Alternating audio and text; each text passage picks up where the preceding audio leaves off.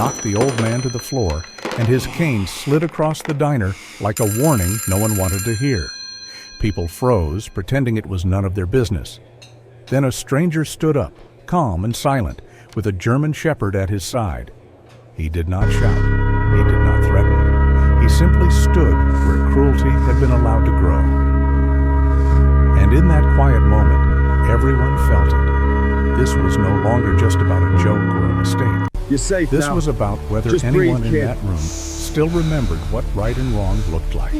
A cold, damp afternoon settled over Ridgeport Bay, and the lake lay flat and gray beside a diner that smelled of coffee and old warmth, as if it had been holding the same breath for years. Caleb Rourke entered first, shoulders filling the doorway for a brief second before he stepped aside to let the bell above the door finish its thin, tired ring. He was 39, tall and solid, with the kind of posture that came from long habit rather than confidence. His dark hair was cut short and neat, not stylish, just practical, and faint lines edged his eyes, shaped by years of watching before acting. He wore a canvas jacket darkened by rain, a brown shirt beneath, jeans rubbed pale at the knees, and heavy boots that carried more road dust than city polish.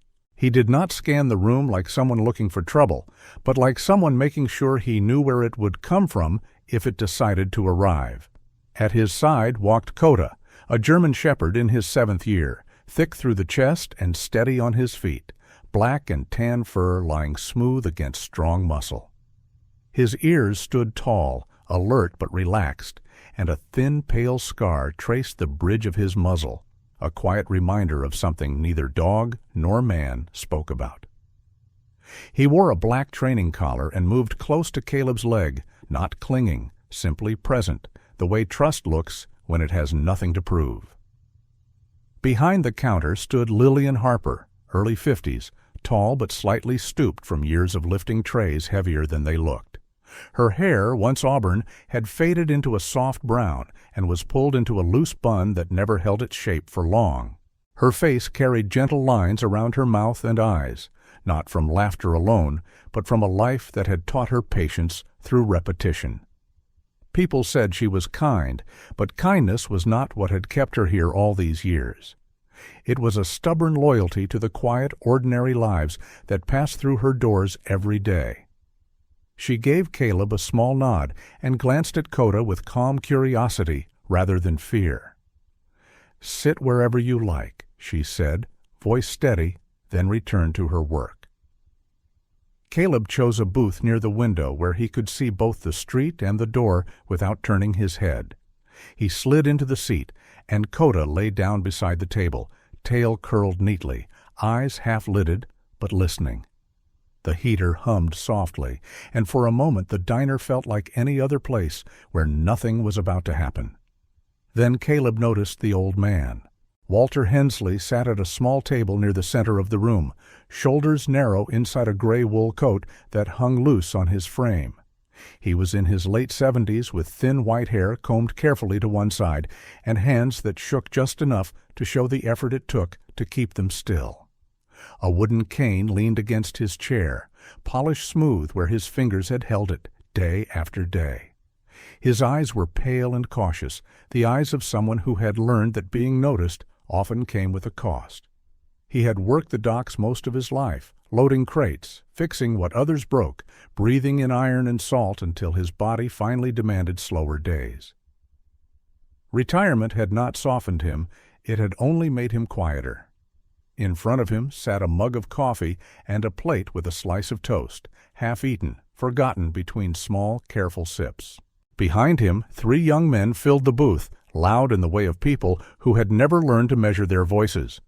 Their jackets were clean, their sneakers bright, their hair styled with the kind of attention that suggested time had always been available to them. One was tall and lean with restless hands and a sharp grin that never quite reached his eyes. Another was broader through the shoulders, laughing too easily at things that were not funny. The third leaned back, watching more than speaking, as if cruelty were simply another form of entertainment. "Hey, Grandpa," the tall one said, voice carrying easily across the room. "You gonna finish that, or should we call someone to feed you?" A few heads turned. Most did not.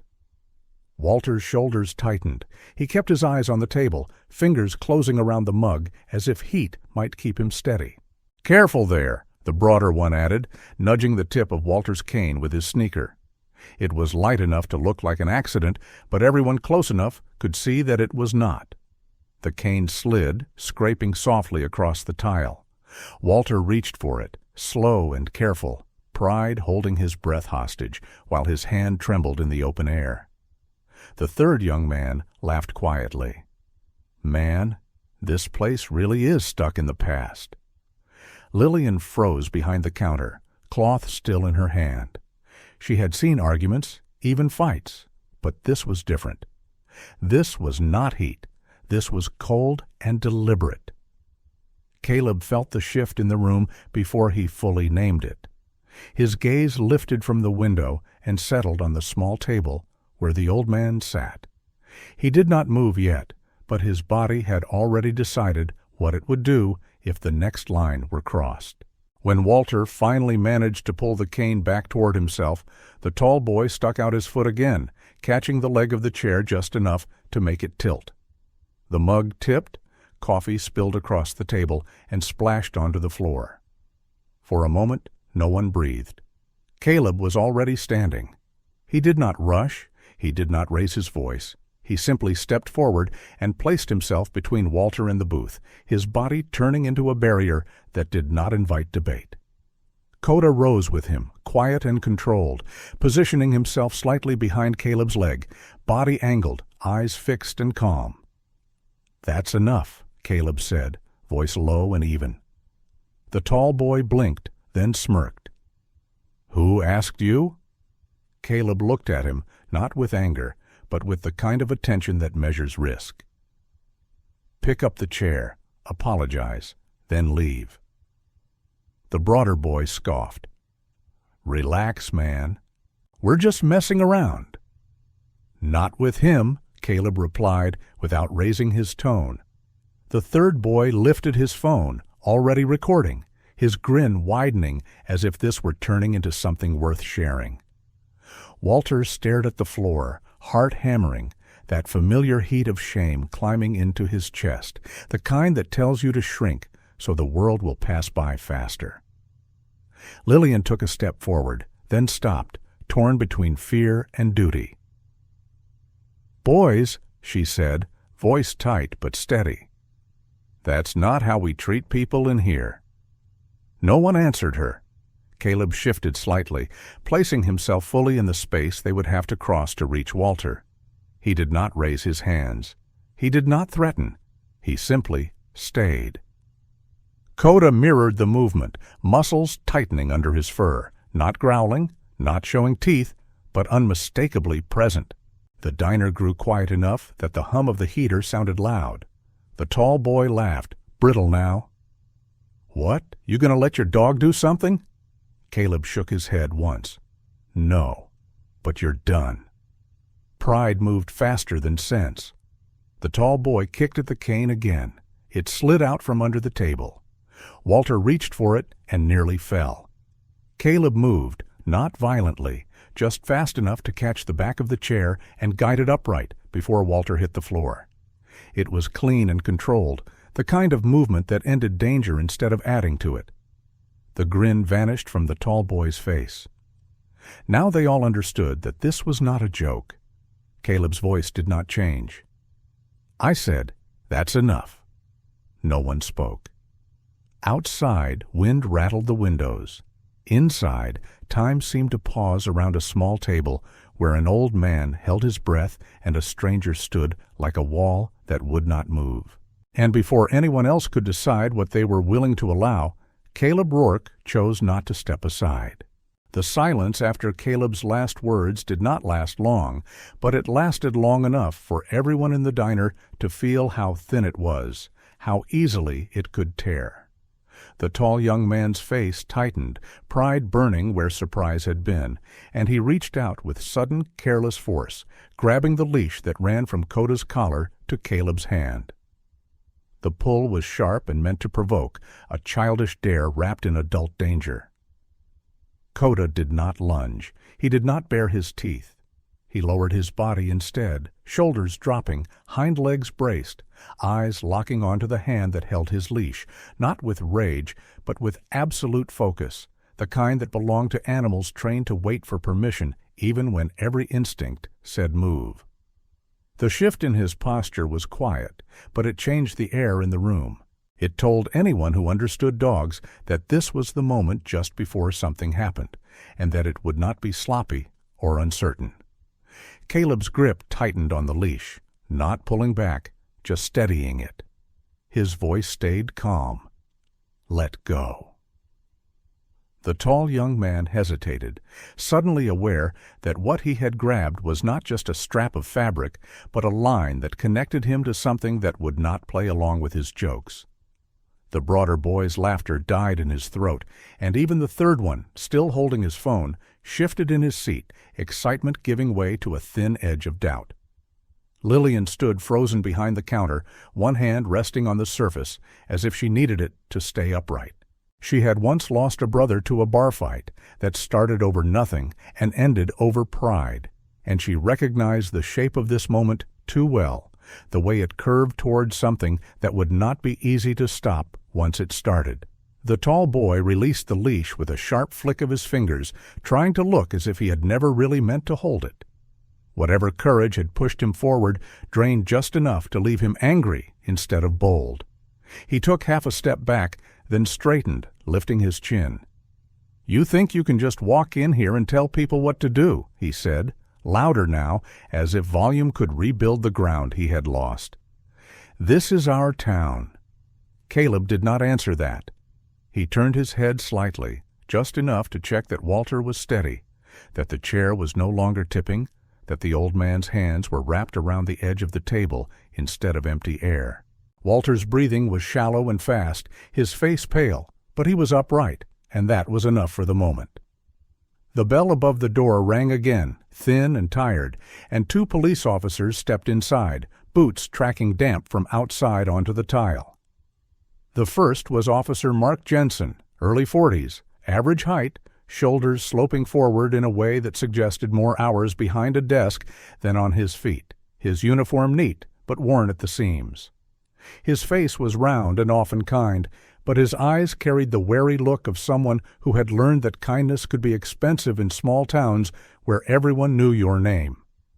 Behind him came Officer Ryan Keller, younger, taller, jaw tight, posture stiff, the kind of man who still believed that rules were clear lines that didn't bend, only broke. They paused just inside the door, eyes scanning the room, taking in the old man, the 3 young men, the stranger with the dog, and the tension stretched tight between them. "What's going on?" Jensen asked, voice careful, already bracing for answers that would not match. The tall young man spoke first, quick and loud, words tumbling over each other in practiced indignation. "This guy threatened us," he said, pointing at Caleb. "Brought his dog in here, trying to scare people." Keller's eyes flicked to Coda, then back to Caleb, and his hand moved closer to his belt, not drawing anything, but preparing. Caleb raised one hand slowly, palm open, not as surrender, but as a signal that he had no intention of escalating. He spoke evenly, keeping his words simple. They were bothering the man at that table. "I stepped in. That's all." Walter tried to speak, but the words tangled in his throat. He cleared it and tried again, softer this time. "They kicked my cane." Jensen turned toward him, listening, but before he could respond, the broader young man cut in, shaking his head. "He tripped on his own, man. We didn't do anything." The third young man, still holding his phone, added quietly, "Yeah, he just fell."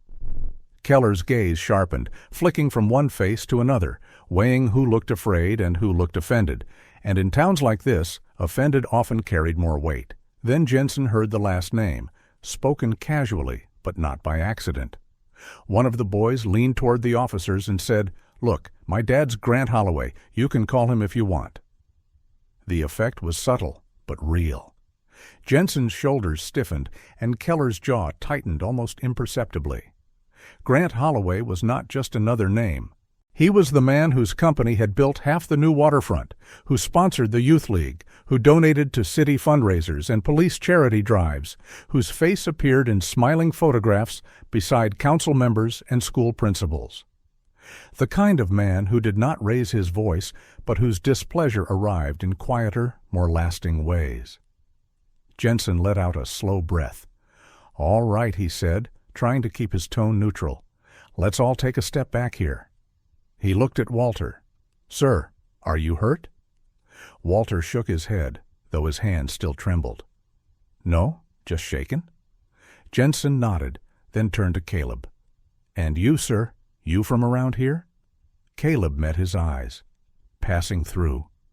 Keller frowned slightly, the word outsider forming behind his eyes, even if he did not say it. Jensen rubbed his forehead once, the way people do when they wish a problem would resolve itself without effort. He looked back at Walter. "Sometimes it's better to just let things go," he said gently. "No need to make a big deal out of it."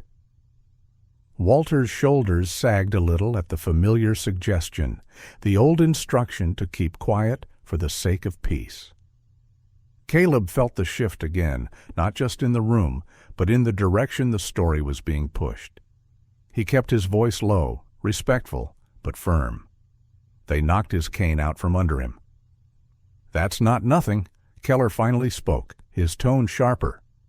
"Sir, you need to keep your dog under control. Bringing an animal into a heated situation can make things worse."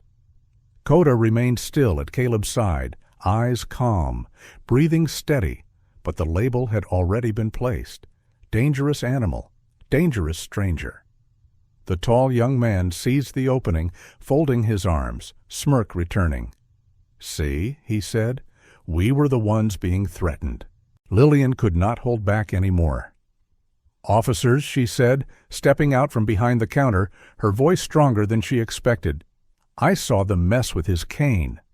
I saw the chair tip." Jensen looked at her, conflict crossing his face, but Keller shook his head slightly, as if reminding him of something unsaid. Jensen sighed. "Miss Harper, I'm not saying you didn't see something, but these things can get exaggerated when tempers are high." He turned back to Walter. "If you want to file a report, you can, but it's going to take time, and it's going to bring a lot of attention you probably don't need." Walter stared at the table, hearing in those words the echo of a lifetime of similar advice. Don't cause trouble. Don't make waves. Let it go. His throat tightened. He did not answer. Keller shifted his weight and looked directly at Caleb. "I'm going to ask you to take your dog and leave," he said. "This doesn't need to go any further." Caleb held his gaze. And them. Keller's lips pressed into a thin line. "They live here. You don't?" The meaning was clear enough. Jensen avoided looking at either of them, focusing instead on smoothing over the moment, trying to keep it small, manageable, invisible by tomorrow morning. The tall young man leaned back in his booth, victory settling into his posture. "Told you," he muttered, just loud enough to be heard. Caleb did not move. He did not raise his voice. He simply looked at Jensen again. "You're telling the wrong people to leave," he said quietly. Jensen hesitated, then shook his head once, apologetic but firm. "Sir, I'm asking you to go, for everyone's sake." Coda shifted slightly, sensing the tension, but remained in place, eyes never leaving the hands around him. Lillian's hands clenched at her sides, helpless anger rising in her chest. Walter finally lifted his head, meeting Caleb's eyes for the first time, shame and gratitude tangled together there. "You don't have to," he whispered, as if giving permission he had never been allowed to give before. Caleb nodded once, slow and steady. "I know," he replied. Then he looked back at the officers. "I'm not the problem here," he said, "but I'll step out. Not because you're right, but because he doesn't need this getting worse today." He placed one hand on Coda's collar, not to restrain him, but to reassure, and turned toward the door. As he passed the table, the tall young man let out a quiet laugh, thinking the moment had ended. Caleb stopped just long enough to look back at him. His voice was calm, but there was something in it that did not belong to threats or promises, something steadier and harder to dismiss. "This isn't over," he said, "not like this." Outside, the wind cut sharper, carrying the damp chill of the lake. Caleb stood for a moment on the sidewalk, breathing slow, feeling the familiar weight of knowing when to step back and when not to step away. Inside the diner, the bell stopped ringing, and the noise slowly returned, awkward and uneven, as if nothing had happened, as if something had not just shifted in a way no one wanted to name.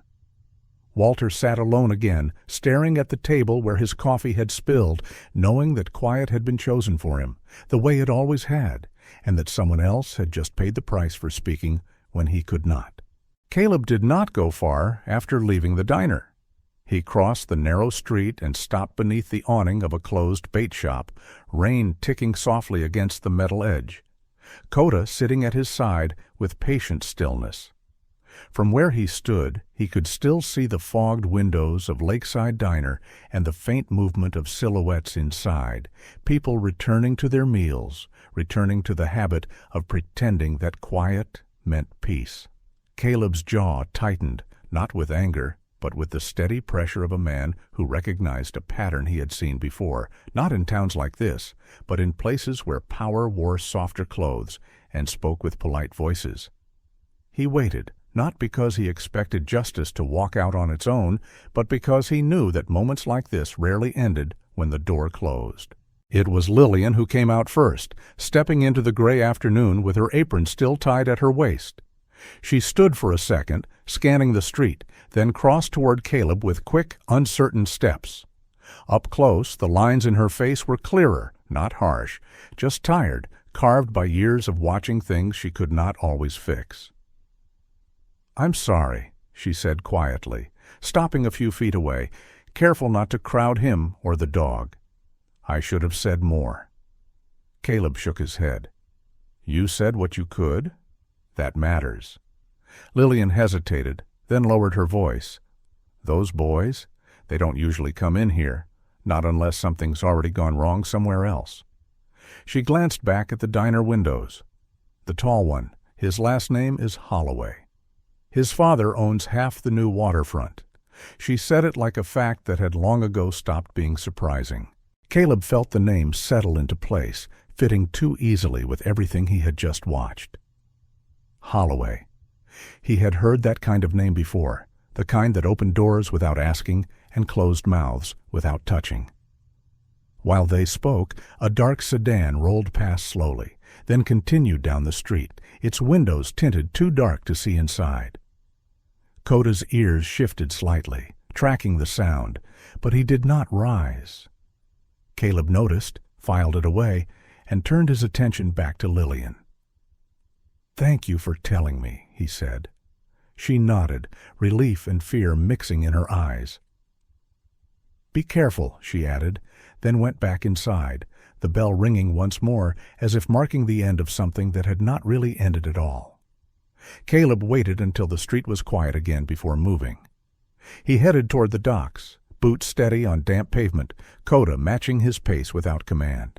Ridgeport Bay's waterfront was not large, just a long stretch of wooden piers, low warehouses, and the skeletal remains of old ship repair sheds that had never quite been torn down. The smell of oil and cold water clung to everything, and gulls cried overhead like they were arguing with the sky. It was here that he saw Walter again, moving slowly along the edge of the pier, cane tapping softly against warped planks. The old man looked smaller outside the diner, the wide gray lake behind him, making his narrow shoulders seem even more fragile. Caleb approached without startling him.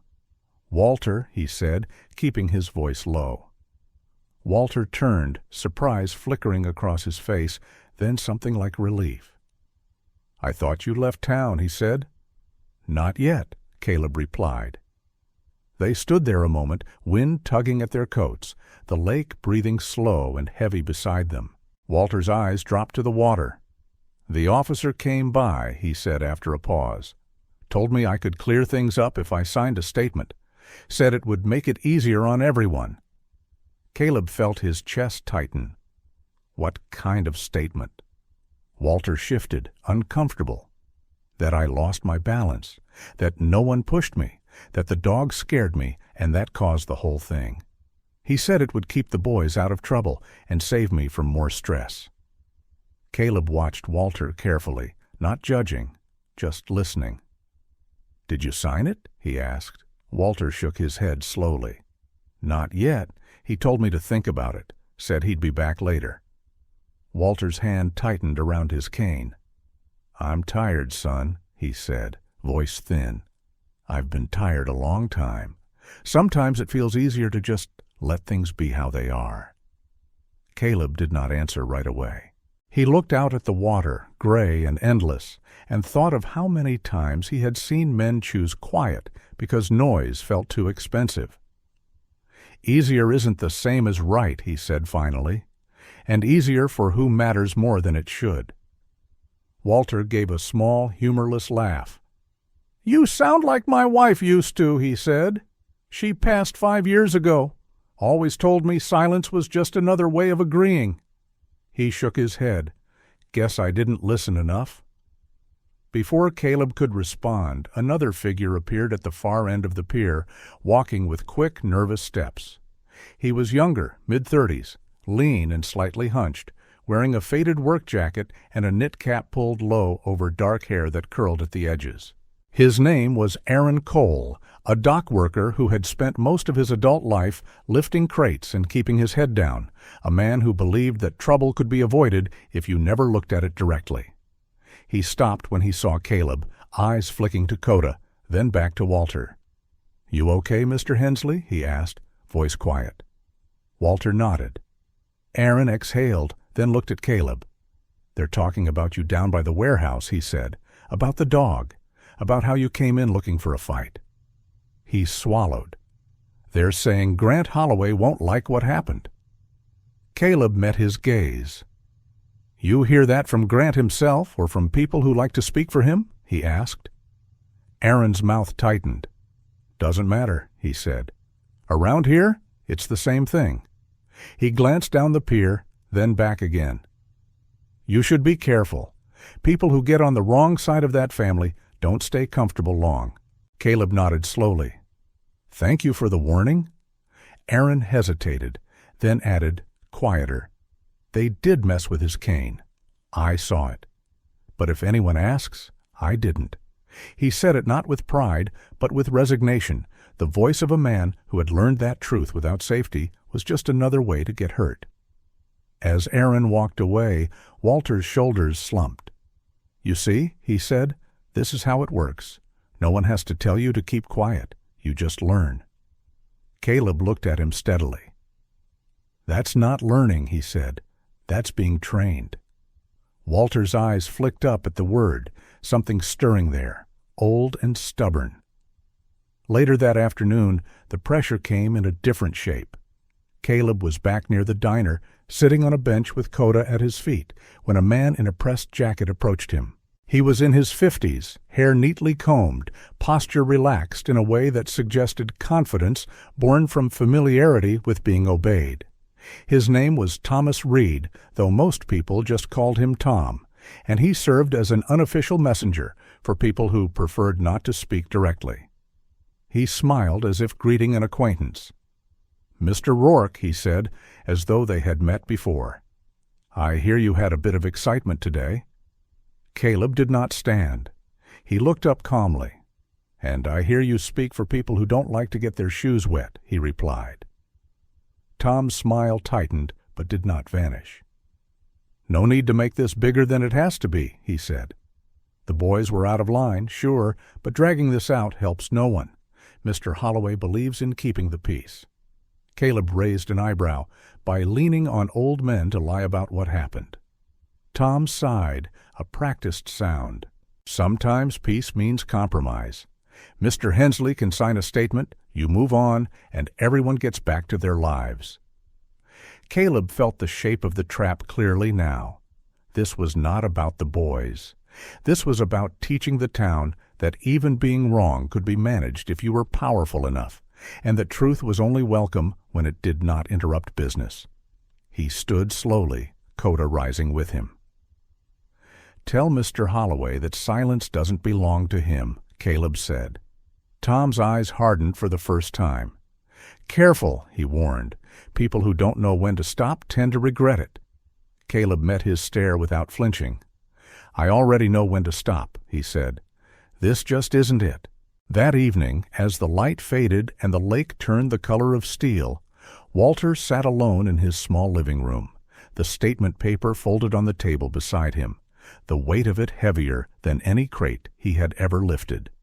The phone rang once, twice, then stopped. He did not answer. Outside, somewhere not far away, a car engine idled longer than necessary before driving off. Walter stared at the paper, then slowly pushed it away, his hand shaking but steady enough to make the choice he had put off all day. Across town, Caleb stood by the motel window, watching the same gray sky darken, Coda resting his head against his leg. He understood now that what had started as a moment of decency in a diner was something else entirely. This was not about stepping in once. This was about a system that survived by making people believe that quiet was the same as safety. He rested his hand on Coda's neck, feeling the solid warmth there, and knew that the name he had heard was only the beginning of what he would have to face if he stayed. And he was not leaving. Morning came thin and gray, the kind of light that made everything look tired before the day had even begun.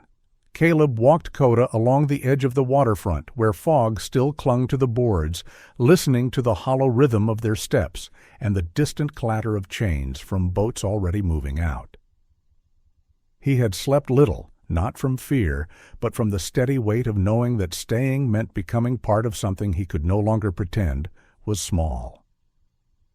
Coda moved close at his side, head level, pace unhurried, reading the world the way only dogs could, by scent and sound and the subtle shifts in air that came before trouble showed its face. They were halfway down the pier when a woman hurried toward them, her steps quick and uneven, as if she had started running and then forced herself to slow down. She was in her mid-40s, average height, slim but strong through the shoulders, with dark hair pulled back into a low ponytail that had begun to loosen at the edges. She wore scrubs beneath a thin jacket and carried a canvas bag slung over one shoulder, the kind used by people who expected to be needed for more hours than they were paid. Her name was Megan Pierce, a nurse at the small medical clinic near the highway, known for staying late and answering her phone at all hours because she had learned years earlier what it felt like to wait for help that did not come. Her face held sharp focus beneath the worry, eyes that missed very little, the look of someone used to noticing small changes in breathing and skin color and silence. "You are Caleb," she said, stopping a few steps away, her breath still catching up with her. "Lillian told me about you, about what you did yesterday." Caleb nodded once. Megan's gaze dropped to Coda, then lifted again, not afraid, just cautious, the way medical workers were around anything that could move fast. "I need help," she said, and the words came out before she could soften them. "My nephew, Lucas, he is missing, not gone, but not where he should be." Caleb listened without interrupting, his stillness giving her room to speak. "Lucas was 15, she said, tall for his age but narrow, all elbows and long legs, with sandy hair that never seemed to stay in place, and eyes that still looked younger than the rest of him, like he had not yet learned how to hide what he felt. His parents had died in a car accident 2 years earlier, and Megan had taken him in, promising him and herself that he would not be swallowed by grief or bad choices. Lately, he had started coming home late, then not at all, always with the same excuse, helping out down by the docks, easy money, nothing serious. But the money was never there, and neither were the answers. "Last night he didn't come home," Megan said, her voice tightening. "When I went looking for him, someone told me they saw him near the old warehouse with those boys from yesterday, the ones who think they own the place." She did not say Holloway, but the name was already standing between them, unspoken and heavy. Caleb felt the two threads tightening into one, the quiet pressure on an old man and the unseen grip on a child, both part of the same hand closing around the town. They walked together toward the warehouse district, the air growing colder and sharper with the smell of oil and rust. The buildings there were squat and tired, paint peeling in long strips, windows clouded with dust. Megan spoke as they walked, telling Caleb that Lucas had always been eager to help, the kind of boy who wanted to be useful because he was afraid of being a burden. After his parents died, he had started working odd jobs, saying it made him feel like he was doing something right. That made him easy to use. People who knew how to promise belonging without ever meaning it had noticed him. They found Aaron Cole near a stack of crates, lifting boxes with the careful rhythm of someone who had learned not to rush if he wanted to keep his back intact. He looked up when he saw them, surprise flashing across his face, then concern when he recognized Megan. He set the crate down and wiped his hands on his jacket. "I heard about your nephew," he said quietly. Megan stepped closer, desperation breaking through her controlled tone. "Have you seen him, Aaron?" Aaron hesitated, eyes flicking toward the warehouse door, then back. "Yeah," he said. "I saw him last night. They had him carrying stuff, small packages. Didn't look heavy, but he was scared. I told him to go home, but one of the guys grabbed his arm and said he wasn't done yet." Caleb felt his jaw tighten. "Who was with him?" he asked. Aaron swallowed. "The tall kid from the diner and another guy I didn't recognize, older, not one of the regular dock hands. He talked quiet, like he didn't need to raise his voice. Said the kid owed them for protection." Megan's hands clenched at her sides. "Protection from what?" she demanded. Aaron shook his head.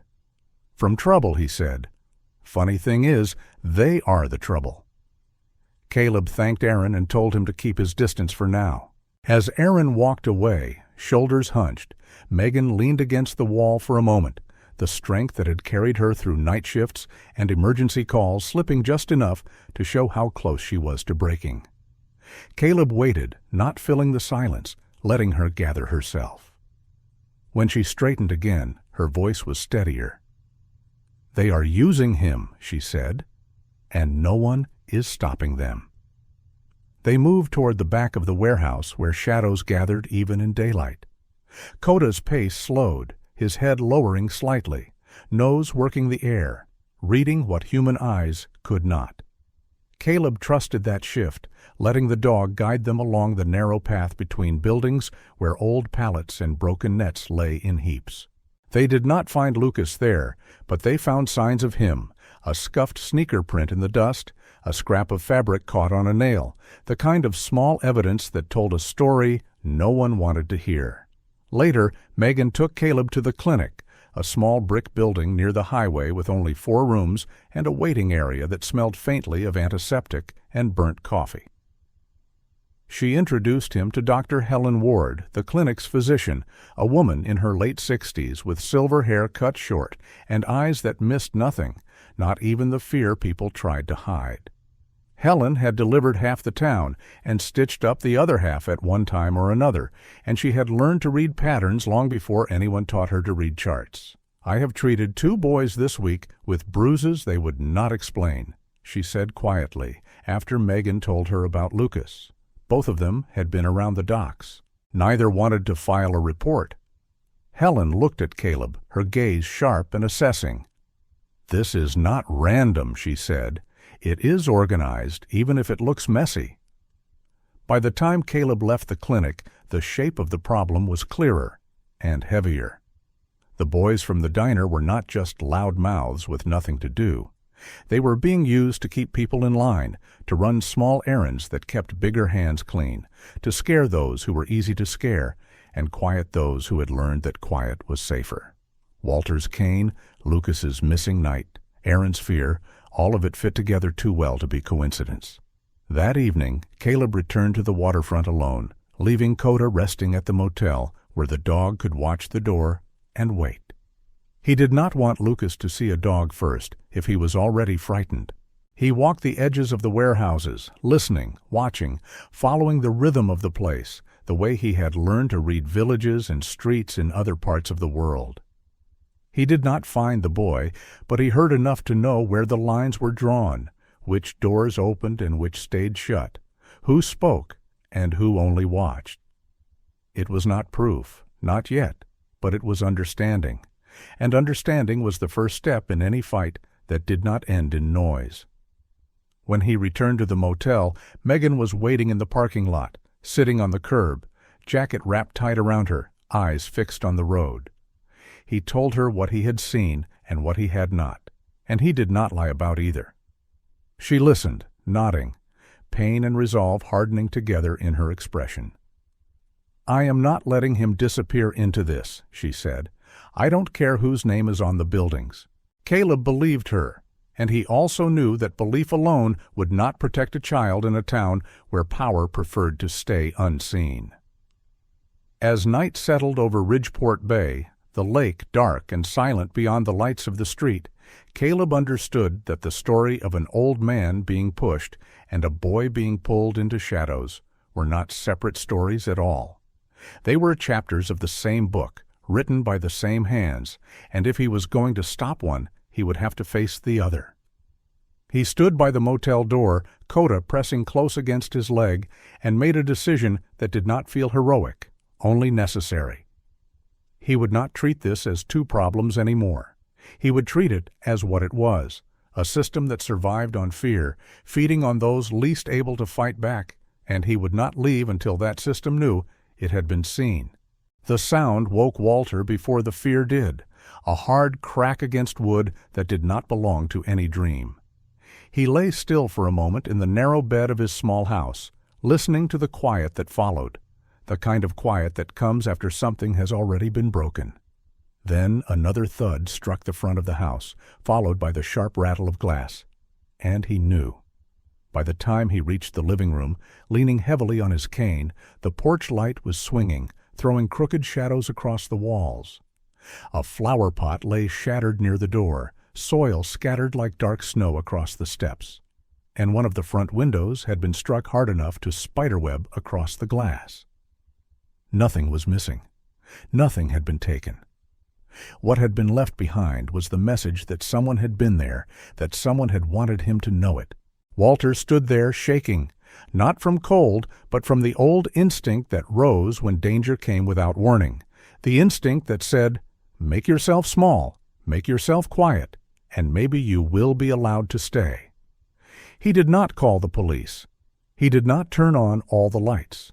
He sank into the chair near the window and waited for morning, his heart beating too fast in his chest, his thoughts circling the same question again and again: how much more can I take before something finally breaks for good? When daylight came, it did not bring comfort, only the dull realization that the world had not changed just because the night had passed. Walter swept up the broken pot and taped cardboard over the cracked window, his hands moving from habit more than strength. He told himself that it was only a warning, that nothing worse had happened, that he should be grateful. But gratitude felt thin when it was born from fear. He folded the statement paper the officer had given him and set it on the table, then unfolded it, then folded it again, as if the motion itself might make the decision for him. Caleb arrived mid-morning, Coda at his side, the dog's ears lifting as soon as they reached the yard, reading the wrongness in the air before any words were spoken. Caleb saw the broken pot, the taped window, the way Walter's shoulders sagged even when he tried to stand straight. "Someone came by," Caleb said quietly. Walter nodded, swallowing. "They didn't take anything," he replied. "Just wanted me to know they could." His voice trembled, and he did not bother to hide it. Caleb followed him inside, letting Coda settle near the door where the dog could watch and listen. The house was small and tidy, the kind of place where every object had been kept, long past the time it should have been replaced, not because of sentiment, but because nothing was easily let go when money and strength were both in short supply. On the wall hung a single framed photograph, yellowed at the edges, showing a young man in work clothes standing beside a steel crane, smiling with the easy confidence of someone who had not yet learned how fragile a body could be. Caleb noticed Walter's eyes flick to it as he passed. They sat at the small kitchen table, the folded statement paper between them. "I can sign it," Walter said after a moment. "Make this go away. I don't want more trouble." Caleb did not rush to answer. He had seen men on battlefields who would walk into gunfire without hesitation, and he had seen men in quiet towns who would do anything to avoid being noticed. Courage did not always wear the same face, and fear did not always look the way people expected. "Trouble is already here," Caleb said gently. "Signing that won't remove it. It will just tell them that this works." Walter pressed his lips together, eyes dropping to his hands. "I don't want to be the reason something worse happens," he said. "They know where I live. They know I'm alone." Caleb leaned forward slightly. "You are not the reason they do this," he said. "You're the reason they can." The words were not cruel, only honest, and they landed heavy between them. There was a knock at the door before Walter could answer, sharp and sudden, making him flinch. Coda lifted his head, alert but silent. Caleb rose and moved closer to the door, opening it just enough to see who stood outside. It was Megan Pierce, her jacket pulled tight around her, eyes red from lack of sleep, but bright with urgency. "I heard about your house," she said, looking past Caleb to Walter, her voice breaking just slightly. "I'm so sorry." Walter managed a weak smile. "Guess I'm not invisible after all," he said. Megan shook her head. "That's not funny," she replied, then took a breath, forcing herself to be steady. "I talked to someone at the clinic," she continued, "a patient who didn't want to give his name. He said the same people who are using my nephew are the ones making sure you sign that paper. He said if you don't, they'll keep coming." Walter closed his eyes. There it was, spoken aloud now, the threat that had lived in his chest since the night before. He pushed his chair back and stood, pacing the small kitchen like a man trying to walk off a storm. "I can't do this," he said, voice rising. "I worked my whole life just to be left alone. Now they want me to fight them, and I don't even know how to fight anymore." Caleb stood as well, not blocking him, just standing where Walter would have to see him. "You don't have to fight," he said. "You just have to tell the truth. Let other people carry the rest." Walter laughed once, short and bitter. "Other people like who?" he asked. "No one here wants this kind of trouble." Megan stepped forward then, her hands clenched at her sides, anger and fear braided tight together. "I want it," she said. "Not because I like it, but because my nephew is already in it, whether I like it or not. If we stay quiet, they keep using people who don't have anyone else." Her voice shook, but she did not stop. That was how they got him, because they knew he was alone too. Walter stopped pacing. He looked at Megan, really looked, at the exhaustion in her face, the stubborn resolve that had pushed her to keep searching when everyone else told her to wait. His gaze drifted to the photograph on the wall, the young man with the crane behind him, his son, taken years ago by a collapse that had been written off as an accident, paperwork filed, compensation offered, questions discouraged. He remembered sitting in an office with men in clean suits who spoke softly and promised that making noise would only hurt everyone involved. He had signed those papers too. He had gone home and learned how to live with the quiet. "Not again," he murmured, more to himself than to anyone else. "Not again." He reached for the statement paper and held it, feeling its thin weight. "If I sign this," he said slowly, "then they know I'll sign whatever they put in front of me. And if I don't, they might come back." He looked at Caleb. "You said trouble is already here." Caleb nodded. "It is. The only question is whether it stays hidden or not? Walter took a long breath, his chest rising and falling with effort. "I lost my boy because I didn't want to make waves," he said, voice thick. "I told myself it was just bad luck, that I couldn't change what happened. Maybe that was true then. But this," he gestured toward the door, toward the town, toward the unseen hands that had thrown rocks at his house, "this is happening now. And there's a kid out there who doesn't deserve to be part of it." Megan's eyes filled, but she did not look away. "Thank you," she whispered, though Walter had not yet said the words she hoped for. He folded the paper carefully, then set it on the table, pushing it away from himself. "I'm not signing it," he said. "If they want me quiet, they're going to have to try harder than that." The decision did not make the fear disappear, but it changed its shape. It became something he could stand with instead of something that bent him in half. Caleb felt a slow, steady respect settle in his chest, not loud or dramatic, just the quiet recognition of a man who had finally chosen not to step aside again. He placed a hand on the back of Walter's chair, not gripping, just there. "You're not alone in this," he said. "Not anymore." Outside, a car passed slowly, then kept going, its engine fading into the distance.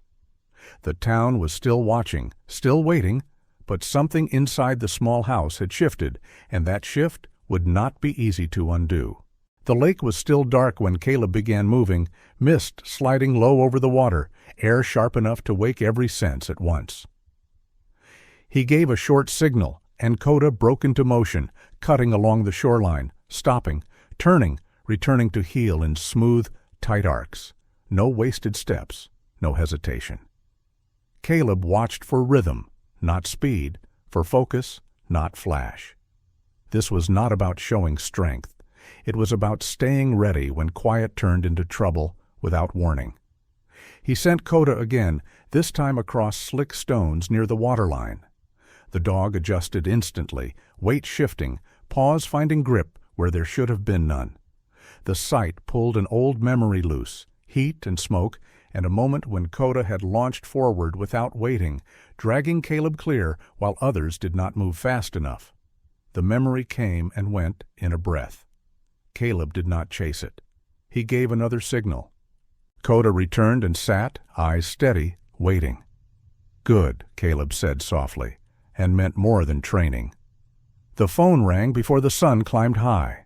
Megan's voice was tight but controlled. "I found him," she said. "He's alive." Relief hit Caleb like a held breath finally released. "Where?" he asked. She gave him an address near the trees outside town. By the time he arrived, Megan was already on the front steps, one arm locked around Lucas's shoulders as if letting go might make him vanish again. Lucas was 15, all elbows and thin lines, sandy hair falling into his eyes, hands moving restlessly as if he did not know where to put them. His face carried the look of someone who had been told too many times to keep quiet and had tried to obey.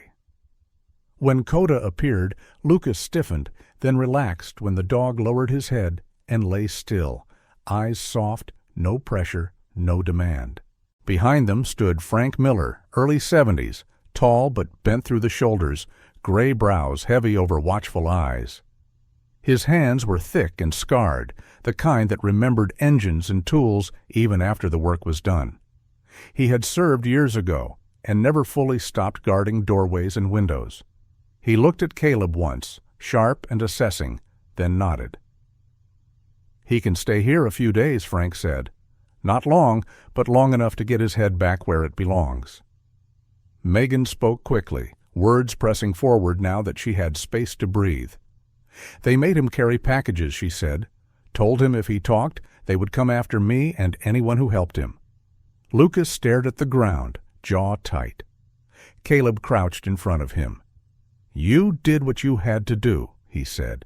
"That's not weakness, that's survival."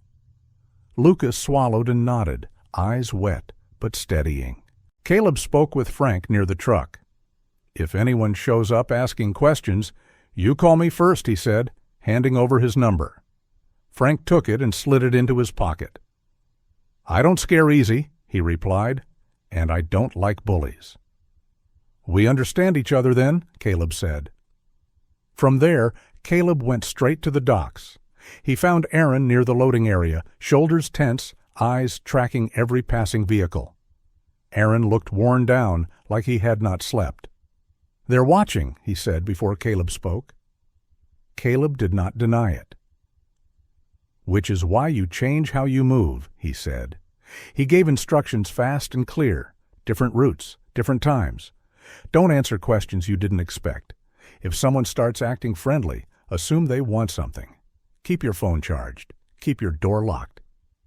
Aaron listened, nodding, fear giving way to focus. "I'm not brave," he said. "Brave isn't loud," Caleb replied. "It's staying when leaving would be easier." By afternoon, Caleb was back at Walter's house.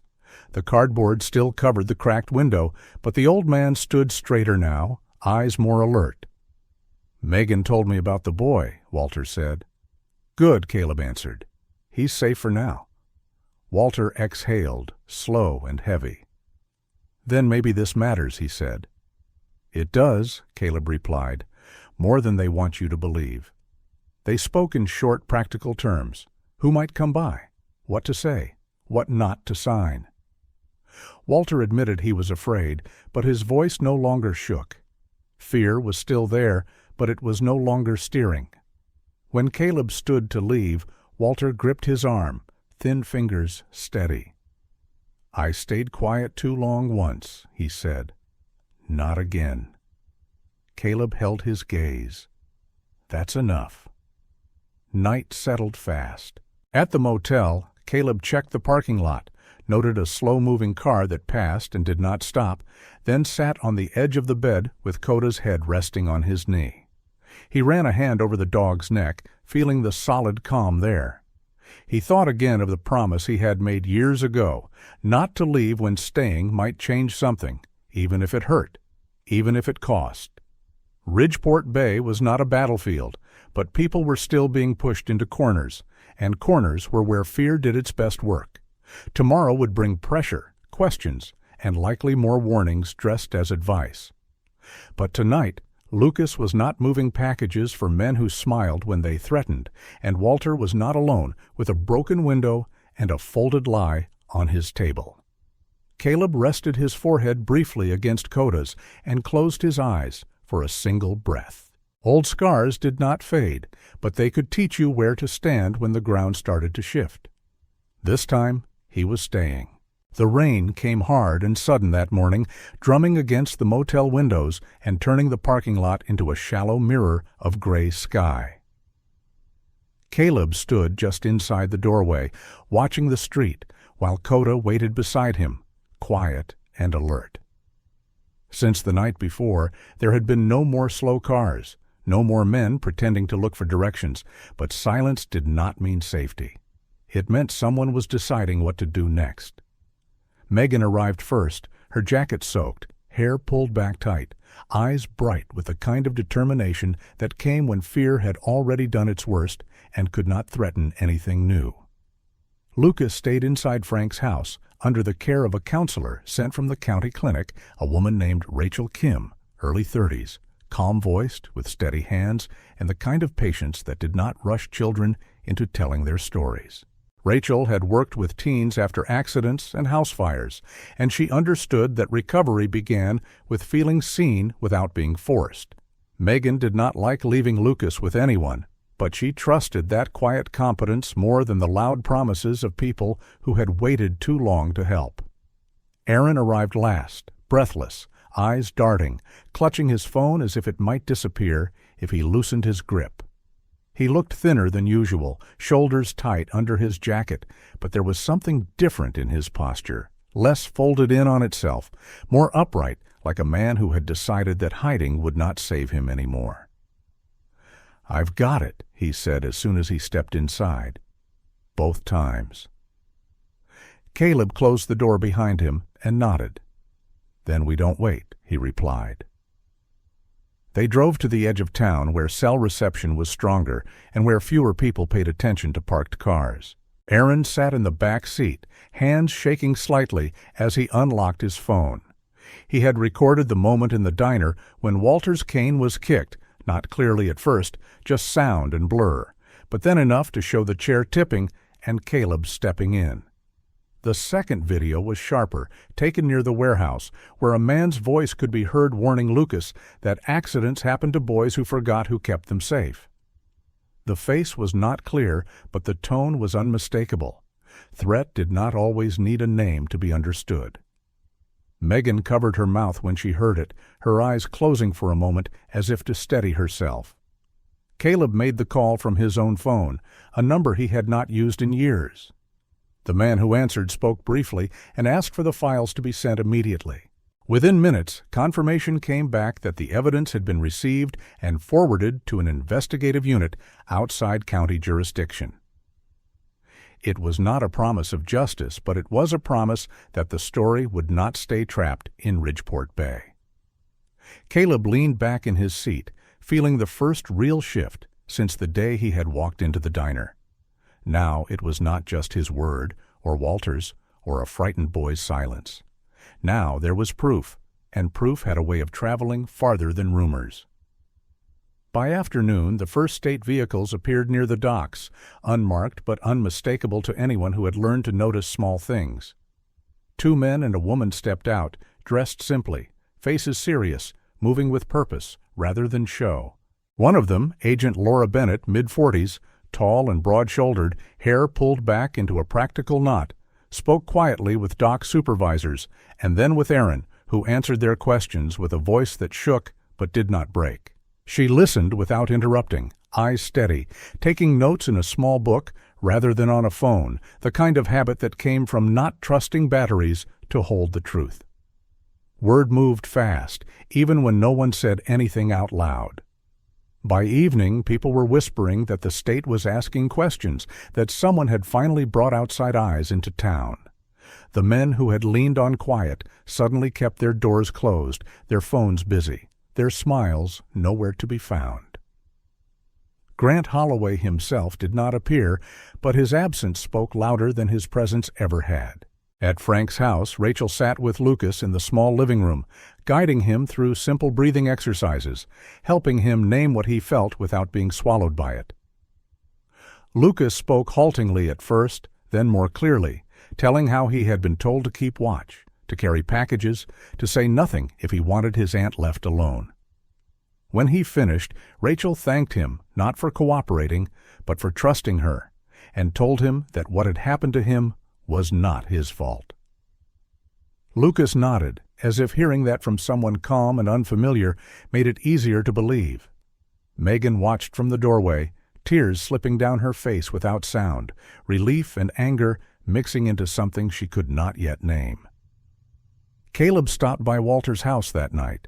The old man opened the door before Caleb could knock, as if he had been waiting by it. "They're here," Walter said, voice low. "The state police. I saw them talking to people down the street." Caleb nodded. "They're asking the right questions." Walter's hands shook slightly, but his eyes were steady. "I gave my statement," he said. "Told them exactly what happened. And about my boy, about the accident years ago. I told them who told me to keep quiet."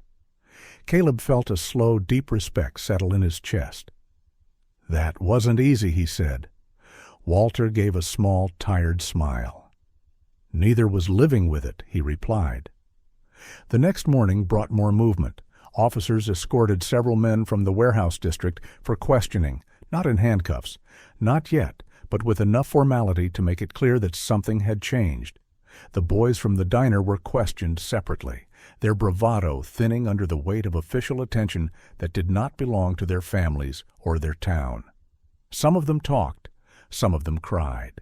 All of them learned that names did not shield you when evidence had already spoken.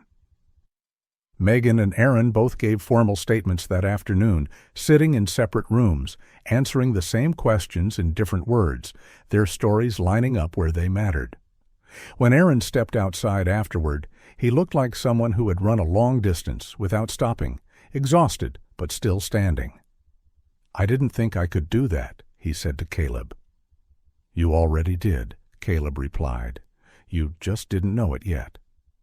By evening, Lucas was transferred to a county support program that worked with teens exposed to coercion and intimidation. Megan rode with him, holding his hand the whole way, promising that she was not going anywhere, that this was not another place he would have to leave alone. Lucas leaned against her, eyes closed, finally allowing himself to be tired. Caleb stood on the edge of the waterfront as the sun sank behind low clouds, the water turning dark and calm again. The town was not healed. That would take time and work and people who did not give up when the attention moved on. But the silence had been broken, and that was no small thing. Coda sat beside him, ears flicking at distant sounds, body relaxed for the first time in days. When Megan returned later, she found Caleb still there. They stood side by side, watching the last light fade. "Thank you," she said quietly. "Not just for Lucas, for all of it." Caleb shook his head. "You were the one who spoke up," he said. "I just made sure someone listened." Megan looked back toward town, where lights were beginning to come on in windows that had stayed dark for too long. "Maybe now they will," she said. Caleb did not answer. He knew better than to promise what could not be guaranteed. But he also knew that fear lost some of its power once it had been named, once it had been shown to others instead of carried alone. Tonight that was enough. The truth had found its voice, and the town could not pretend it had never heard it. Morning arrived in Ridgeport Bay without sirens, without hurried footsteps on the docks, without the low hum of worry that had settled into the town like fog. The lake lay calm, pale light stretching across its surface, and for the first time in days, the air did not feel like it was waiting for something to go wrong. News traveled quietly but firmly, the kind of news that did not need to shout. Grant Holloway had been formally charged with witness tampering and obstruction tied to illegal activity along the waterfront. The name that once closed doors now opened files, and the weight of it moved from people's backs to court documents and sworn statements where it belonged. At Lakeside Diner, the bell above the door rang with its familiar thin note as Walter Hensley stepped inside. He wore his gray wool coat, brushed clean, and his cane tapped softly against the floor, steady and unhurried. Lillian Harper looked up from behind the counter and froze for half a second, then smiled, not the careful smile she used when people were hurting, but a real one, wide and warm, the kind that reached her eyes. "Morning, Walter," she said, already reaching for a mug. He nodded and moved toward a booth near the window, not the corner where he used to sit, but the one where the light came in and the street could be seen clearly. He set his cane beside him and rested his hands on the table, palms open, not hiding them, not folding into himself. When a few customers glanced his way, he met their eyes and gave a small nod. No one looked away. Lillian brought his coffee and a bowl of soup without asking, setting them down gently. "On the house," she said. Walter shook his head. "I can pay," he replied, but she only patted his hand and moved on, already greeting someone else. He lifted the spoon, paused, and let out a breath that sounded almost like a laugh. The soup tasted the same as always, but it did not feel the same going down. It tasted like staying. Across town, Megan Pierce packed the last box in the small apartment she and Lucas would share near the county clinic. It was not big, just 2 rooms and a narrow kitchen, but the windows let in morning sun, and the door closed with a firm, solid click that made Lucas glance back each time, as if to make sure it was really shut. He stood in the doorway, hands in the pockets of his jacket, hair still falling into his eyes. But his shoulders were no longer hunched. He had met with Rachel Kim again the day before, and though he still spoke carefully, as if words could be taken from him if he used too many at once, there was a steadiness growing in him, the kind that came from knowing someone would believe him even when his voice shook. Megan taped the last box and wiped her hands on her jeans. "Ready?" she asked. Lucas nodded. They carried the box together down the short flight of stairs, neither of them in a hurry, neither of them afraid of being seen. Outside, a stray gray cat lay stretched on the warm concrete near the steps, thin but calm, one ear nicked, tail flicking lazily. Lucas crouched and held out his hand. The cat sniffed, then leaned into his fingers, purring like a small engine that had never quite learned how to stop. Megan watched, smiling softly. "You want to name him?" she asked. Lucas thought for a moment. "Maybe Harbor," he said, "because he stays even when boats leave." Megan nodded, eyes shining. "Harbor it is." At the edge of town, Caleb Rourke stood beside his truck, tightening a strap on his gear while Coda waited, tail low, ears alert, ready for whatever came next. The call had come early that morning from the Veterans Center a few counties over, confirming his spot in a training program that helped former service members turn experience into work that did not follow them home at night. It was not a cure for everything, but it was a step, and Caleb had learned to respect steps. He checked the straps one last time, then closed the tailgate with a firm thud. Before leaving, he drove once more past the diner, not to be seen, just to see. He spotted Walter through the window, sitting in the light, soup steaming, posture easy. The sight settled something in him that he had not realized was still unsettled. He did not go in. Some moments did not need to be touched to be real. His phone buzzed once. A message from Megan. "We're settled. Lucas says thank you." Caleb typed back 2 words. "Stay steady." Then he put the phone away and started the engine. Coda rose as soon as the truck door opened, jumping in without command, settling into the familiar spot by the seat.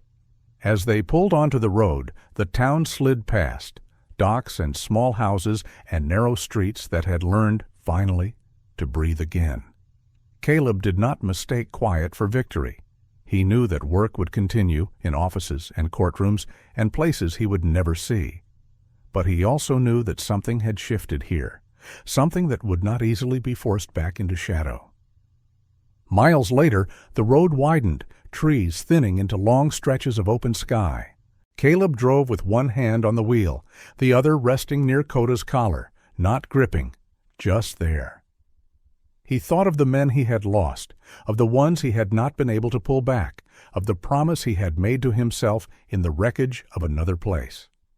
He had kept that promise here, not with weapons or orders, but with patience, with staying when leaving would have been easier, with listening when people were finally ready to speak.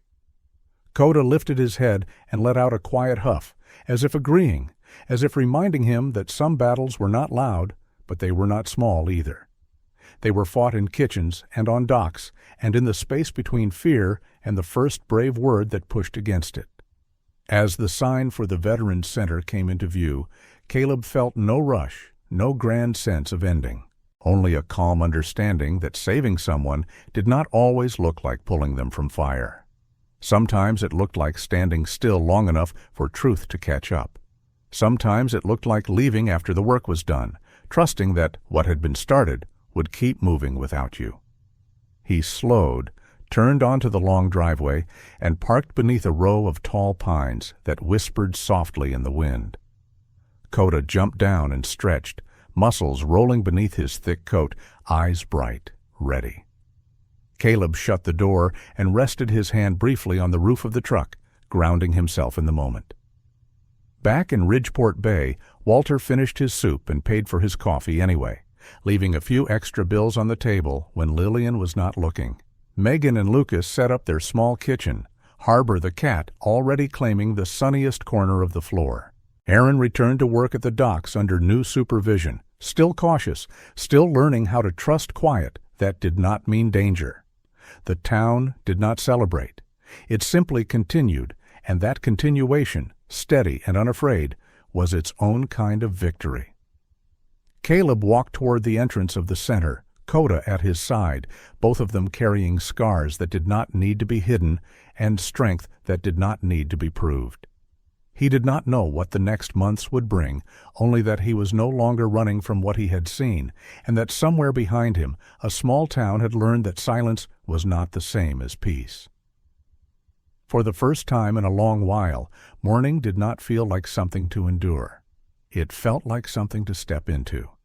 In the end, this story reminds us that miracles do not always arrive with thunder or bright light. Sometimes they arrive through ordinary people who choose not to look away, through quiet courage that stands up when silence feels safer. Many believe that God works most clearly in moments when fear could have won, but love chose to act instead. A hand that protects, a voice that speaks the truth, a heart that refuses to stay silent can become the answer to someone else's prayer. In daily life, we may not face dangers as dramatic as in this story, but we all meet moments when we can choose comfort or courage, indifference or compassion. Each small choice to help, to speak, to stand beside someone who feels alone is a way of letting God work through us. If this story touched your heart, let it be a reminder that your kindness matters more than you know. Share this message so others can be encouraged. Leave a comment with amen if you believe that justice and mercy still have power in this world. And if you want more stories of faith, courage, and quiet miracles, please subscribe to the channel. May God bless you, protect your loved ones, and give you strength to stand when it matters most.